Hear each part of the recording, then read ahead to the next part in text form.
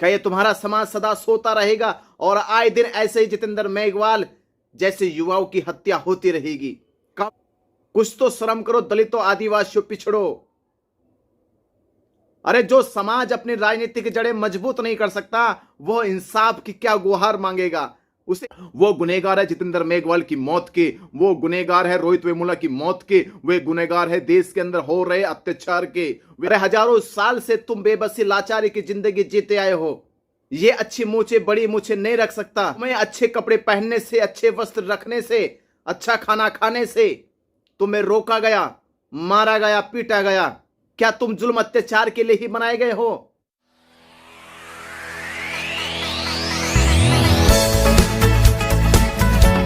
मैं आज श्रद्धांजलि दे रहा हूं जितेंद्र मेघवाल जी को और अफसोस कर रहा हूं मैं उस समाज पर जो समाज बना है जितेंद्र मेघवाल की मौत का कारण।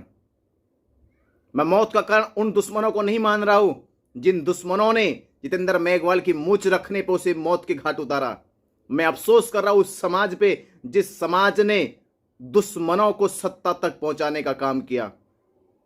और आज 21वीं सदी में यह समाज अगर ये खुल के जीवन जी नहीं सकता, ये अच्छी मूछे बड़ी मूछे नहीं रख सकता, अच्छे कपड़े नहीं पहन सकता, अच्छे मकान नहीं बना सकता, तो इसकी ये लाचारी बेबसी का कारण कोई दुश्मन नहीं है, कोई गैर नहीं है, कोई ब्राह्मण क्षत्रिय वैश्य नहीं है। इसकी इस दुर्दशा का, इसकी लाचारी का कारण खुद है इसका जमीर, खुद है इसकी विचारधारा, खुद है इसका स्वार्थपन। अरे हजारों साल से तुम बेबसी लाचारी की जिंदगी जीते आए हो। हजारों साल से तुम्हें प्रताड़ित किया गया है, तुम पे जुल्म ढाए गए हैं। तुम्हें अच्छे कपड़े पहनने से, अच्छे वस्त्र रखने से, अच्छा खाना खाने से तुम्हें रोका गया, मारा गया, पीटा गया। और कम से कम अब तो शर्म करो। ये तो 21वीं सदी चल रही है और 21वीं सदी में भी तुम बने हो जुल्म के, अत्याचार के। क्या तुम जुल्म अत्याचार के लिए ही बनाए गए हो? क्या तुम बकरों की तरह बलि दिए जाओगे? क्या ये तुम्हारा समाज सदा सोता रहेगा और आए दिन ऐसे ही जितेंद्र मेघवाल जैसे युवाओं की हत्या होती रहेगी? कब तक? क्योंकि इन हत्याओं का कारण केवल है आपकी गैर राजनीतिक जड़ें मजबूत ना होना। इन हत्याओं का कारण है आपकी राजनीतिक जड़ें मजबूत ना होना। और जो समाज गैर राजनीतिक रूप से मजबूत नहीं होता, राजनीतिक रूप से मजबूत नहीं होता, आर्थिक रूप से मजबूत नहीं होता, वो समाज ऐसे ही प्रताड़ित किया जाता है। कुछ तो शर्म करो दलितों, आदिवासियों, पिछड़ो। अरे तुम बहुजन कहलाने लायक भी नहीं रहे हो। बहुजन का अर्थ तो होता बहुत संख्या बल वाले हैं, बाहुबल वाले हैं, संगठित समाज है। और तुम संगठित कहीं के, तुम कहीं के बाहुबल, तुम कहीं के बहुजन। अरे तुम पे आए दिन अत्याचार जुल्म होता है। बाबा साहब अंबेडकर का, अरे वो 40 साल का जीवन वो तुम्हारे लिए समर्पित करके गए, तुम्हारे लिए त्याग करके गए, अपने 4-4 बच्चे कुर्बान कर दिए। साहब कांसीराम जिन्होंने अपना पूरा घर बार छोड़ के इस देश के अंदर युवाओं को जगाने का काम करा और बाबा साहब के मिशन को इस देश के अंदर राजनीतिक रूप से मजबूत करने का काम करा, पर तुमने उनका मिशन भी तबाह कर दिया। अरे जो समाज अपनी राजनीतिक जड़ें मजबूत नहीं कर सकता वो इंसाफ की क्या गुहार मांगेगा? उसे इंसाफ कौन देगा? वो लाचार बेबस हो कैसे जुल्म सहन करता रहेगा जिसकी राजनीतिक जड़ें मजबूत नहीं होती। अरे तुमने अपनी राजनीतिक जड़ों को कमजोर किया है, तुमने खुद अपने पैरों पे कुल्हाड़ी मारी है। और जो इंसान अपने पैरों पे कुल्हाड़ी मारता है वो ऐसे लाचार रेंगता है। पूरे देश के अंदर एक बिगुल बजा था कि इस देश में कश्मीर से कन्याकुमारी तक, इस देश में कांग्रेस भाजपा के बाद अगर इस देश में दलित पिछड़े आदिवासियों की, वंचितों की कोई राजनीतिक पार्टी है और राष्ट्रीय स्तर की पार्टी है तो बहुजन समाज पार्टी है। पर तुमने अपने राजनीतिक जड़ों को कमजोर करने का काम किया।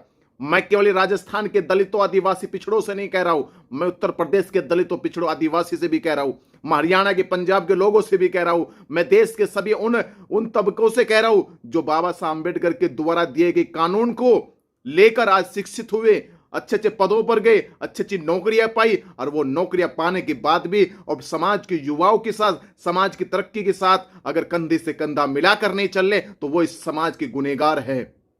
वो गुनहगार है जितेंद्र मेघवाल की मौत के, वो गुनहगार है रोहित वेमुला की मौत के, वे गुनहगार है देश के अंदर हो रहे अत्याचार के, वे गुनहगार है मनीषा के ऊपर हुए जुल्म के। क्योंकि जुल्म को तुमने जो दावत दी है, जुल्म को तुमने बढ़ाया है। अरे सोचो, अगर तुम अपनी सरकार बनाते, अगर समाज तुम्हारा एकजुट होता, अगर समाज में तुम्हारी गैर राजनीतिक जड़ें मजबूत होती, समाज में अगर तुम्हारी राजनीतिक जड़ें मजबूत होती, सोचो कोई जितेंद्र मेघवाल के ऊपर उंगली तक उठाता क्या? क्या कोई मनीषा के ऊपर अत्याचार करता क्या? पर तुम जैसों को शर्म नहीं आ रही। मैं तुम्हें इससे कहना चाह रहा हूं, अगर तुम्हारे जमीन में, अगर तुम्हारे खून के अंदर अब भी बाबा साहब अम्बेडकर महापुरुषों का रक्त है, अगर है तुम्हारे रक्त के अंदर ईमानदारी, अगर है तुम्हारे रक्त के अंदर बाबा साहब का कर्ज, तो आज भी जाग उठो और प्रण ले लो। अरे बाबा साहब ने 40 साल लगाए, साहब का ने पूरा जीवन लगाया, तथागत बुद्ध ने अपने 45 साल इस समाज को दिए, तो कम से कम 5-5 साल दे दो। ये बहुजन समाज के लोग 5 साल दे दो, बस एक ही विकल्प बना दो कि कांग्रेस भाजपा को वोट नहीं देगी और कांग्रेस भाजपा के साथ जुड़ी मनोवादी पार्टियों को वोट नहीं देंगे। हम वोट उसे देंगे जो इस देश के अंदर बाबा साहब अम्बेडकर, बुद्ध, फूले, साहू के मिशन को बढ़ाएगा, जो इस देश के अंदर बहुजन समाज की बात करेगा, जो इस देश के अंदर दलितों, पिछड़ों, आदिवासियों की बात करेगा। मेरे बहुजन समाज के लोगों, जाग उठो। ये एक मौत न है, कल 10 मौत होगी, परसों 100 मौतें होगी। ऐसे ही तुम्हारा मनोबल गिराया जाएगा। ये तुम्हारा मनोबल गिराने का काम है कि किसी को मूंछ रखने पे मारा जा रहा है, तो किसी के लाइफ स्टाइल पे अच्छे रहने पे मारा जा रहा है, किसी को अच्छी गाड़ी रखने पे मारा जा रहा है, तो किसी को दबंग होने पे मारा जा रहा है। मैं आप ही से कह रहा हूं ये बात। बड़ा दुख होता है कि केवल 21वीं सदी के अंदर कोई मूंछ रखने पे मार देगा। इसका मतलब यह है कि समाज तुम्हारा डरपोक हो चुका है, कायर हो चुका है, कि दूसरा समाज तुम्हारी मूंछों से भी, तुम्हारी एकता से, तुम्हारे बहुसंख्य से डर नहीं रहा है। मैं आपसे कहना चाह रहा हूं, बस जाग उठो। आज जाग उठो और अपनी ललकार इस देश के अंदर लगाओ कि तुम भी जिंदा हो, जिंदा होने का प्रमाण दो। और ये झूठ मूठ की आर्मी बनाने से कुछ होने वाला नहीं है। आर्मी वही होती है जिसकी राजनीतिक जड़ें मजबूत होती है। खोखली आर्मी बनाने से कोई बहादुर नहीं बन जाता। खोखली आर्मी बनाने से बहादुर नहीं बन जाता। आर्मी वही है जिसकी राजनीतिक जड़ें मजबूत है। क्या आर्मी उखाड़ लेगी अगर जब सत्ता ही तुम्हारी नहीं है? अरे तुम्हारे युवाओं को मारा जाएगा, जेल में डाला जाएगा, तो फिर कहीं की रहेगी आर्मी? बात कर रहे आर्मी बनाई, आर्मी बनाई। राजनीति में तुम्हारा कोई असर नहीं है, तुम्हारा कोई वजूद नहीं है, तो कहीं की आर्मी रह गई आपकी। तो मैं आपसे कह रहा हूं, बस मैं आपको समझाने की कोशिश कर रहा हूं कि राजनीतिक जड़ें मजबूत नहीं होगी तो आपके समाज का भला नहीं हो सकता।